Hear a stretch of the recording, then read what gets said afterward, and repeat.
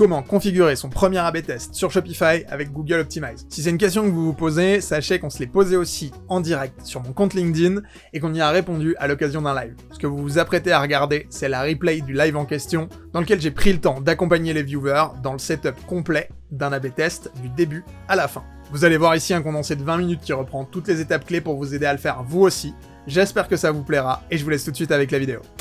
Ce que je vous propose, c'est qu'on perde pas de temps. On est ici sur le dashboard d'une boutique que j'ai créée spécialement pour l'occasion. C'est une boutique Shopify, tout ce qu'il y a de plus traditionnel. Notre fiche produit, elle se présente comme ça. Bon, c'est pas très beau, soyons clairs, hein, il y a eu aucun effort sur l'intégration de cette boutique. On a envie d'essayer deux choses. La première, c'est masquer le bouton acheter maintenant et colorer notre bouton ajouter au panier. On va setup deux A/B tests différents, puisque dans l'idée, on va toujours essayer d'isoler une seule variable quand on fait un A/B test, et jamais en faire deux. On va utiliser Google Optimize. Google Optimize, donc c'est la solution de Google spécialisée dans l'A/B testing, qui est une solution qui est plutôt orientée débutant, soyons clairs, qui a l'avantage d'être gratuite et qui va quand même vous permettre de faire pas mal de choses d'un point de vue A/B testing. Ça va vous permettre à la fois d'avoir une utilisation qui est assez intuitive et simple à prendre en main, tout en vous permettant par la même occasion d'aller quand même beaucoup plus loin si tant est que vous avez un développeur sous la main. Ça tombe bien, chez Logus on peut vous accompagner là-dessus. La première chose, c'est qu'il va falloir vous créer un compte Google Optimize. Quand vous créez un compte, vous allez arriver sur cette page-là et il va falloir créer ce qu'on appelle un conteneur.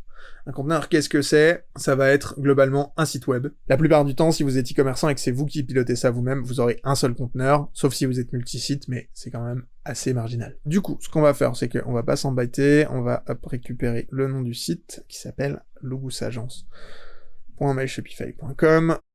C'est aussi simple que ça, on a créé un conteneur, les paramètres du conteneur. Donc ce qu'on va commencer par faire, c'est installer l'extrait Optimize. Je pense que dans l'onboarding, ils vont nous demander de le faire juste après, mais nous on va commencer par là, ce sera plus facile. Donc du coup, il y a trois choses qu'il va falloir que vous fassiez pour configurer Google Optimize correctement. La première chose, et c'est la plus simple, je l'ai fait en amont parce que pareil c'est pas très intéressant, mais c'est d'installer l'extension Chrome.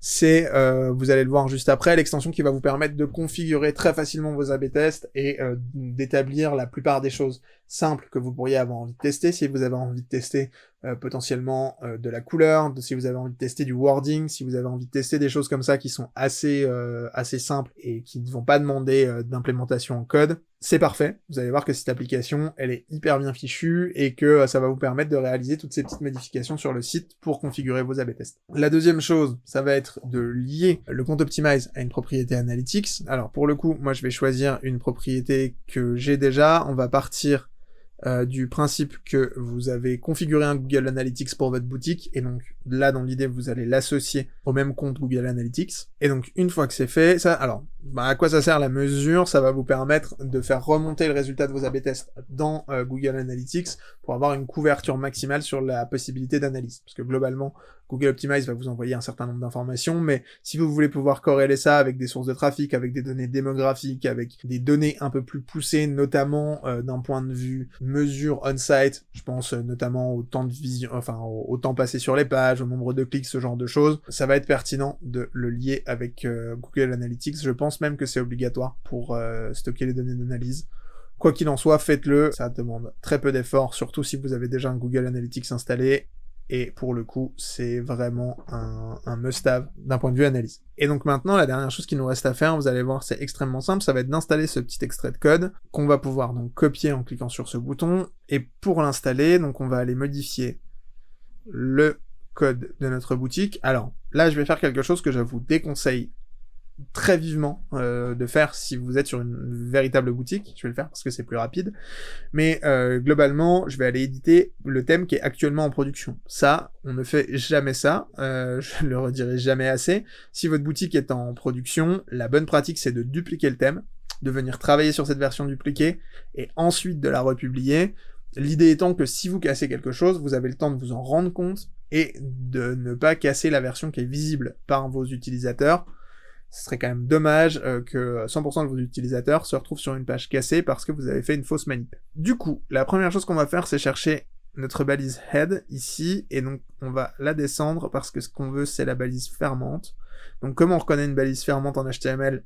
Elle commence par un slash, et donc juste avant la fermeture de notre balise head, ici, hop, on va venir ajouter le petit script de Google.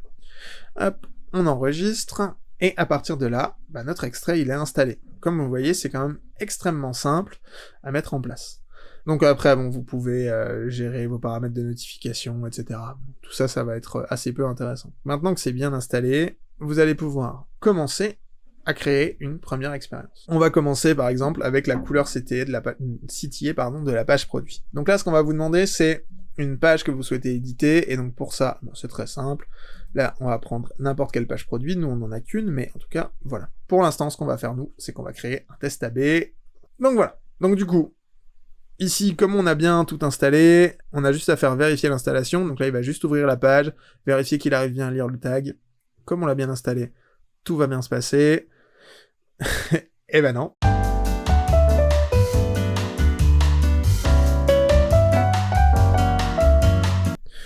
Donc là, normalement, on a bien tout ce qu'il faut. On va revenir sur notre expérience. Et donc là, en principe, comme on vient d'installer la propriété GA4, tout devrait bien se passer.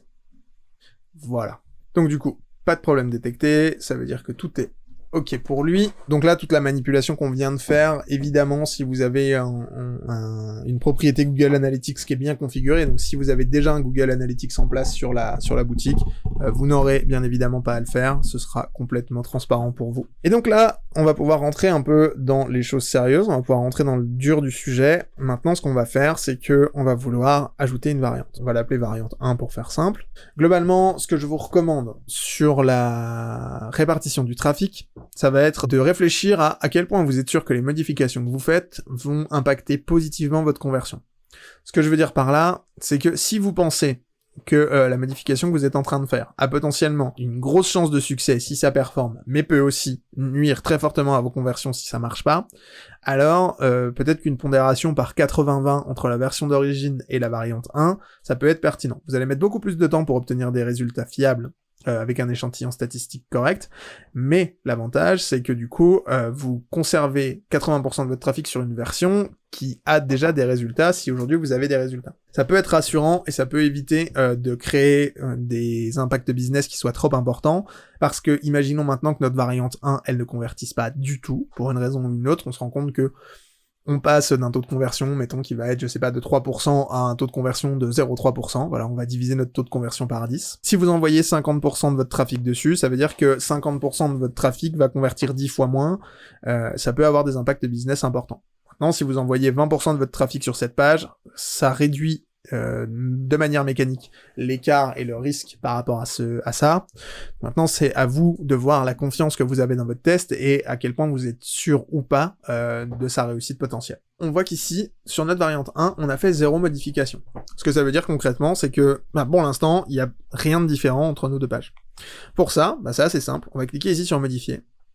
Et vous allez voir qu'on va être redirigé sur notre page. Et donc là, ce qu'on va voir, c'est l'extension dont je vous parlais, l'extension Google Chrome, Google Optimize, qui va vous permettre de faire de la modification de manière hyper intuitive. Concrètement, là vous le voyez, on va pouvoir sélectionner plein d'éléments, on a ici la structure HTML qui est indiquée, etc. Ce que je me dis, quand je vois ce bouton, c'est que il est fade, c'est un bouton blanc avec une bordure noire, on le voit pas bien, on n'a pas hyper envie de cliquer dessus, et donc ce que je voudrais moi, c'est que ce bouton-là, il soit vert, un peu le vert de ce logo, et qu'on le voit bien, quoi. Donc je viens over un peu les choses, et je vois que j'ai un bouton. Donc là, je vais cliquer dessus, ça sélectionne le bouton. Et donc là, ce que j'ai la possibilité de faire, c'est d'accéder à tout un tas de propriétés concernant ce bouton. Donc ici, j'ai la propriété d'arrière-plan, par exemple. On a les bordures, on a la mise en page, on a énormément de choses, on a énormément d'attributs. Et donc, ce qu'on va faire déjà, c'est qu'on va commencer par aller récupérer donc la couleur verte de notre logo. Et donc ici, ce qu'on va faire, c'est qu'on va venir la mettre ici dans l'arrière-plan. Ce qu'on va faire, c'est qu'ici, on va mettre du coup le texte en blanc. Et on va venir lui mettre un texte en gras, voilà, et on va peut-être grossir un tout petit peu la typo, histoire qu'on voit bien notre bouton. Alors, attention, on n'a pas dit qu'on était là pour faire du beau, on a dit qu'on était là pour faire de l'A/B test. C'est pas magnifique, mais en tout cas, ça répond à notre problématique. Tout de suite, on voit que mes changements, ils sont sur ma page, et que ils sont visibles. Donc ce qu'on va faire maintenant, c'est qu'on va enregistrer notre modification, notre variante 1, et on va dire que, ok, on est d'accord avec ça. Et donc là, on voit bien qu'on revient et qu'on a nos 4 modifications. Donc nos 4 modifications ici, c'est quoi? Ça va être la couleur de notre bouton, la couleur de fond de notre bouton, la couleur du texte de notre bouton, la graisse du bouton et la taille de la fonte. On a bien 4 modifications. Et à partir de là, globalement, on a déjà une version un peu sympa. Si on commence à faire un petit aperçu, on va se rendre compte qu'on a bien notre bouton. Ce qu'on va pouvoir faire, c'est créer une règle qui va définir quand est-ce qu'on veut que ce test se déclenche. On a quand URL correspond à Logos Agency Product Produit Test, ce qui veut dire que ça va se déclencher, ce test ne va se déclencher que quand les gens vont arriver sur le produit test. Alors ça peut être très bien si vous avez envie de tester, d'AB tester sur un seul produit. Maintenant, la probabilité que vous ayez un trafic suffisant sur une seule page produit pour générer un AB test fiable, elle est assez faible. Ce qu'on va vouloir faire, nous, c'est plutôt ajouter une règle générique qui dit que ces modifications-là, on voudrait qu'elles s'appliquent sur toutes nos pages produits. On va cibler toutes les URL qui commence par logos-agence.myshopify.com/product, qui va être l'URL de toutes les pages produits, de Shopify. Alors potentiellement, il peut y avoir des exceptions avec des produits qui sont nested dans des collections, qui sont imbriqués dans des collections, et donc on pourrait avoir un /collection, /product, /handle product. Dans ce cas-là, si vous voulez vraiment targeter large, vous pouvez complètement, alors, faire des expressions régulières si vous êtes à l'aise avec les expressions régulières, mais c'est un peu plus compliqué. Et sinon, on peut faire un contient, et donc se dire que, hop, on veut tout ce qui contient le segment product, ce qui veut dire que dès qu'on a ce segment dans l'URL, on déclenche notre AB test, ce qui veut dire là, sur 100% de nos pages produits. Soyez vigilants quand même avec ça, parce que du coup, il faut être bien sûr que vos règles ne soient pas trop larges pour pas risquer d'appliquer un AB test qui serait pas pertinent sur des pages qui potentiellement sur lesquelles vous auriez pas le bouton, ou enfin voilà, il faut faire un peu attention avec ça. Vous pouvez ajouter une audience ciblée, ce qui va être intéressant si vous avez envie de targeter, enfin de mener cet AB test sur un segment seulement de vos visiteurs. Maintenant, encore une fois, attention au fait que ce genre de segmentation est réservé quand même aux sites qui ont beaucoup de trafic, dans la mesure où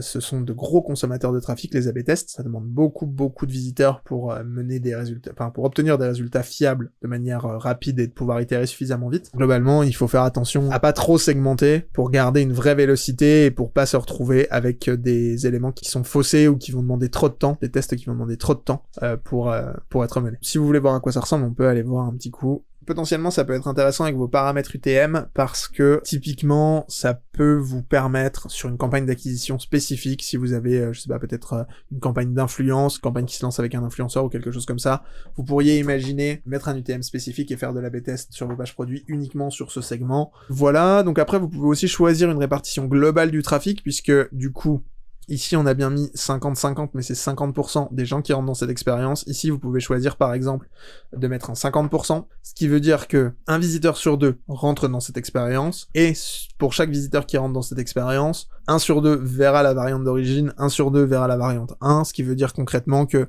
25% de votre trafic total verra la variante d'origine, 25% de votre trafic total verra la variante 1. Idem, ça permet de réduire l'impact business si jamais vous avez des expériences dont vous pensez qu'elles sont un peu risquées et qu'elles pourraient avoir un impact négatif. Et voilà, on a fait le tour. Tac, pourquoi il veut pas me laisser terminer? Ah, l'objectif, bah oui, bien sûr, il faut qu'on ajoute un objectif. Donc là, c'est l'avantage de GA4, c'est que on a déjà, malgré le fait qu'on ait juste configuré une propriété complètement random tout à l'heure sur Google Analytics, on récupère pas mal d'éléments. Nous, ce qu'on veut, c'est vraiment purchase, c'est le nombre de ventes en absolu, puisque ce qu'on veut, c'est que les gens cliquent plus sur notre bouton d'achat, et donc que notre bouton soit plus efficace, pardon. On a une expérience qui est prête à démarrer. Concrètement, à partir de maintenant, on n'a plus qu'à la lancer. Alors on pourrait aussi la programmer, avec une heure de début, une heure de fin, etc. Enfin, vous pouvez planifier une expérience qui peut être pratique si vous avez des temporalités, justement, ce dont je parlais un peu en intro de ce live. Si vous avez des temporalités un peu particulières, vous pouvez complètement programmer des expériences pour s'assurer de pas empiéter sur une période un peu dense ou avec un trafic un peu particulier parce que vous auriez une campagne spécifique qui serait en train de tourner. On va démarrer notre expérience. Et donc à partir de là, qu'est-ce qui se passe concrètement? Vous allez avoir une expérience qui va démarrer et qui va donc du coup présenter chacune des variantes à la moitié de votre trafic. On va ouvrir une fenêtre de navigation privée et on va essayer d'ouvrir cette page pour voir si il est possible pour nous de rentrer dans l'A/B test. Là, je viens de me connecter, je viens d'accéder à la page et ce que je vois, c'est que j'ai bien mon bouton vert. je suis un visiteur du site, je viens juste de me connecter de manière complètement transparente, je suis en navigation privée, donc je suis pas connecté à Google Optimize, j'ai pas mes applications activées, vraiment mon navigateur est complètement nu, et je vois que j'ai bien mon bouton vert qui est juste ici. Ce qu'on va essayer de faire, c'est de relancer un test pour voir. Donc je ferme ma fenêtre de navigation privée, je l'ouvre à nouveau, et voilà. Et là je vois que, typiquement, j'ai eu l'autre version, ce qui veut dire que concrètement, une fois sur deux, bon bah là on a eu de la chance, mais une fois sur deux, je vois une version qui est différente. La bonne nouvelle, par contre, c'est que donc pour régénérer ce test, là ce que je fais, c'est que je ferme ma fenêtre de navigation privée, ce qui a pour effet de vider mes cookies, etc.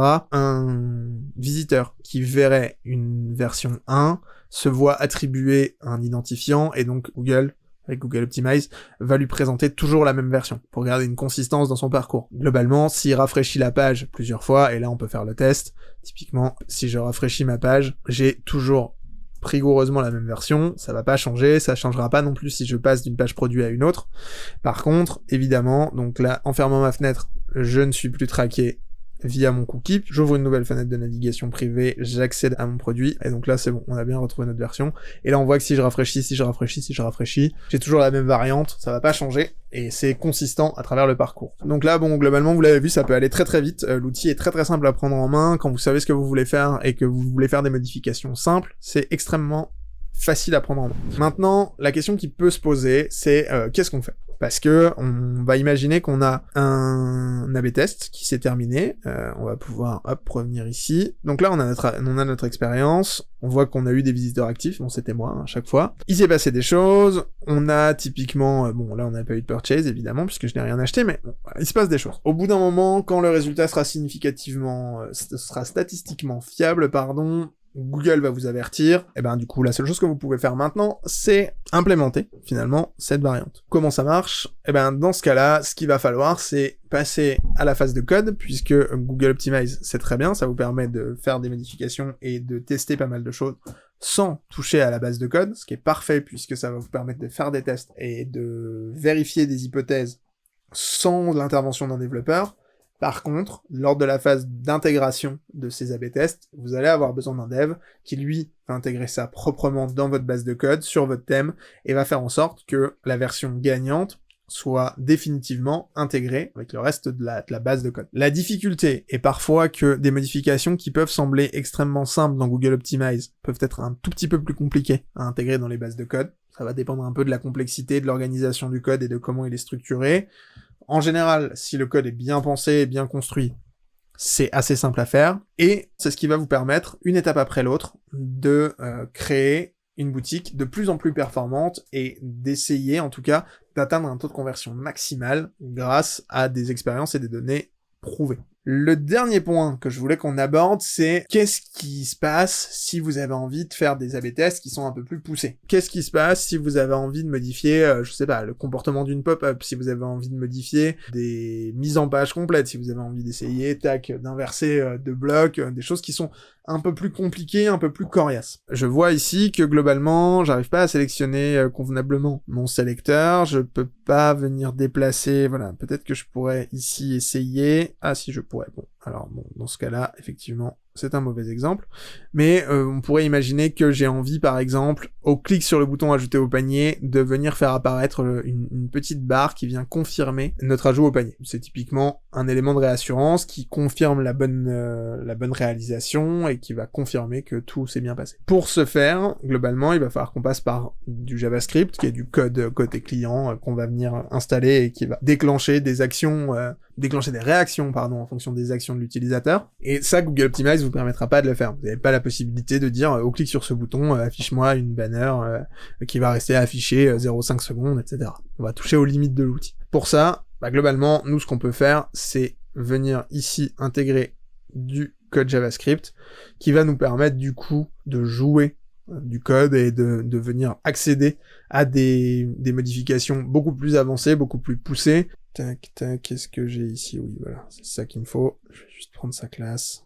Ici, on va venir intégrer du code JavaScript. On va venir cibler, du coup, document.query selector .product_form_submit.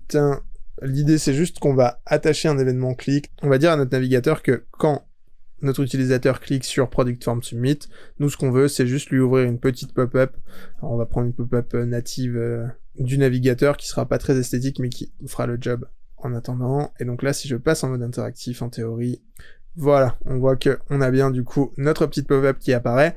Et donc là on voit typiquement que pour faire ce genre de choses, on va avoir besoin de code. L'intérêt étant que du coup, si vous avez à disposition un développeur, si vous travaillez avec une équipe technique, ils peuvent mettre en place des solutions qui seront pas intégrées aujourd'hui dans la base de code, ce qui évitera d'avoir à les défaire si jamais on se rend compte que le test n'est pas concluant, et du coup qui va vous permettre à vous de tester la pertinence ou pas d'une modification et d'un nouveau comportement.